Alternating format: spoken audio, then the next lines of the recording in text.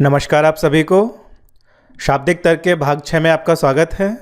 आज हम रक्त संबंधों पर आधारित प्रश्न यानी कि ब्लड रिलेशंस के बारे में पढ़ेंगे। हम सभी रक्त संबंधों के बारे में जानते हैं, परंतु परीक्षा में जो प्रश्न पूछे जाते हैं वो थोड़ा सा आपको घुमाकर दिए जाते हैं और यदि आप सही तरीके से आगे ना बढ़ें तो आप काफ़ी समय बर्बाद कर सकते हैं प्रश्न को हल करने में और गलत भी हो सकता है। एसएससी और बैंक दोनों में ही ये पार्ट बहुत ही महत्वपूर्ण है।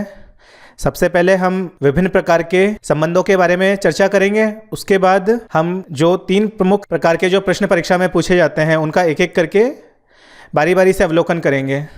तो चलिए, सबसे पहले सबसे ऊपर दादा, हमारे नाना आदि आते हैं। आपके नीचे 2 पीढ़ियाँ होंगी और आपके ऊपर 2 पीढ़ियाँ होंगी।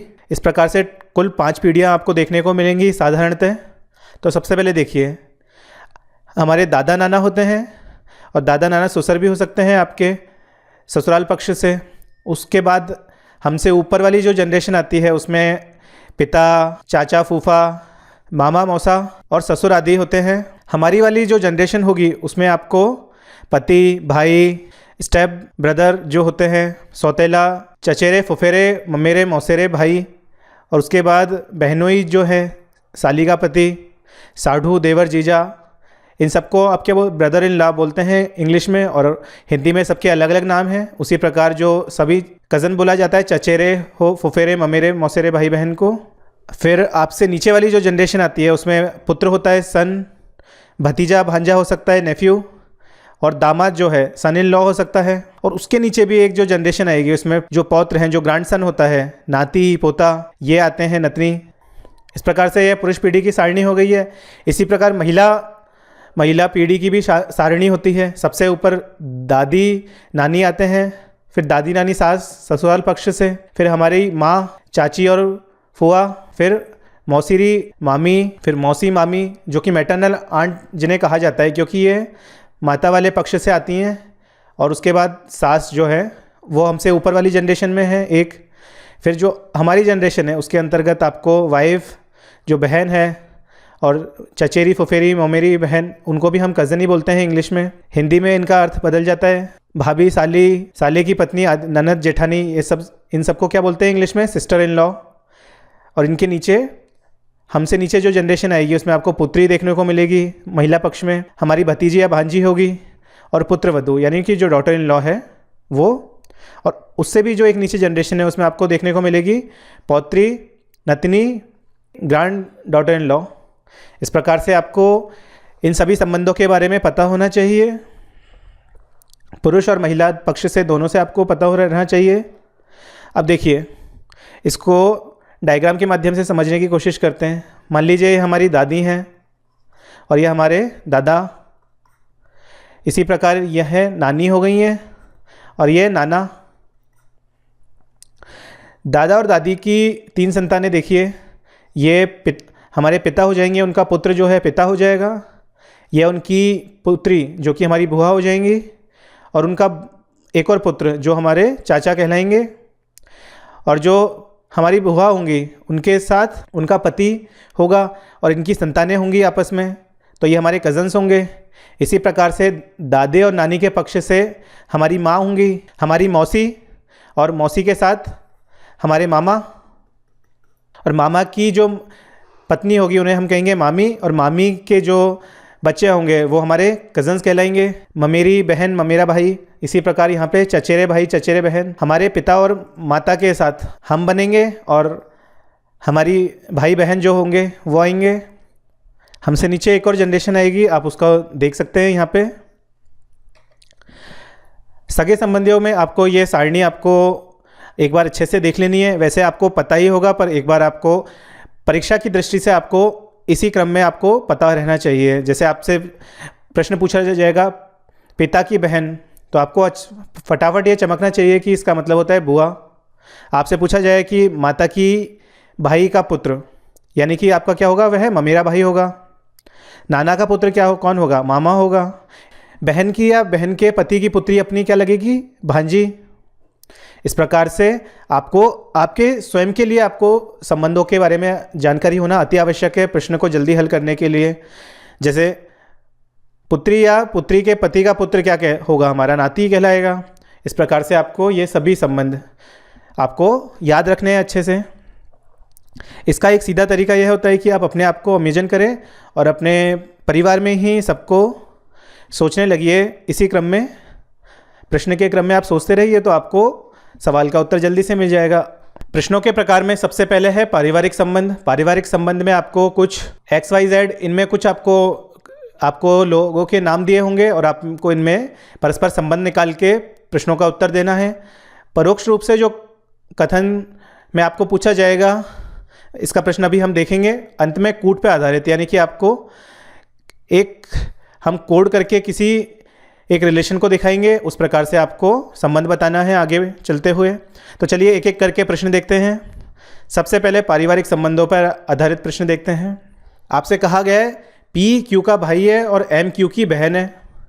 तो देखिए, हमने जैसा कि पिछले वाले डायग्राम में देखा था, आपको सेम जो जनरेशन होती है, एक पीढ़ी के लोगों को एक ही क्रम में रखना है, एक ही लाइन में आप रखें, ठीक है। और आपको, क्योंकि आपको परीक्षा की दृष्टि से केवल 2 ही लिंग का पता होना चाहिए, पुरुष या स्त्री, तो आप पुरुष को दिखा सकते हो प्लस साइन से, ठीक है।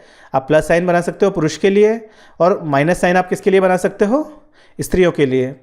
प्लस आप ऐसे याद रख सकते हो कि पुरुष शारीरिक रूप से ज़्यादा सक्षम होते हैं तो आप उनके लिए प्लस इस्तेमाल कर सकते हो और स्त्रियों के लिए माइनस। या इससे आसान एक तरीका है, यदि आप ब्लॉक बनाएं तो ब्लॉक से आपको बार बार सिंबल नहीं बनाना पड़ेगा ऐसा प्लस का बीच में, आप इसी को इस्तेमाल कीजिए। इसके लिए आप जो मेल यानी पुरुष को आप एक छोटे से वर्ग से दिखाइए और व्रत से दिखाने के लिए आप फीमेल्स को दिखाइए, ठीक है। आपको इस तरीके से यदि आप कन्वेंशन फॉलो करेंगे तो आपको प्रश्न आपके गलत नहीं होंगे और आप आसानी से हल कर पाएंगे। और एक रेखा पे आप रखिए, जो भी एक जनरेशन जो है, एक पीढ़ी के लोगों को आप एक रेखा पे रखिए, तो इससे आपका प्रश्न जल्दी हल हो जाएगा। चलिए इसे हल करते हैं। P क्या है, Q का भाई है।